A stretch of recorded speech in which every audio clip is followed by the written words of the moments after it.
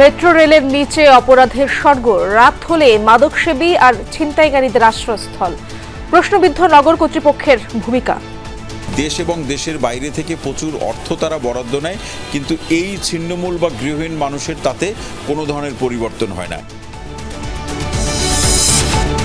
জাতিসংঘের অধিবেশনে যোগ দিতে যুক্তরাষ্ট্রের পথে প্রধান উপদেষ্টা, সাথে আছেন বিএনপি, জামায়াত ও এনসিপির 6 নেতা। বিশ্ব নেতাদের সামনে তুলে ধরবেন সরকারের এজেন্ডা।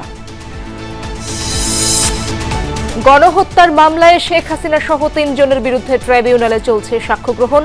শহীদ সৈকতের বোনসহ আরও 3 জনের জবানবন্দি নিতে আবেদন। বিসিবি নির্বাচনে সরকারি হস্তক্ষেপের অভিযোগ ভিত্তিহীন বললেন ক্রীড়া উপদেষ্টা। গঠনতন্ত্র মেনেই পরিচালিত হচ্ছে কার্যক্রম। এখানে ডিমার্কেশনটা বুঝতে হবে যে সরকারের কতটুকু এখতিয়ার আছে। আপনি যদি এখতিয়ারের বাইরে কোথাও কিছু করেন, সেটাকে আপনি বলতে পারেন যে অবৈধ হস্তক্ষেপ করা হয়েছে।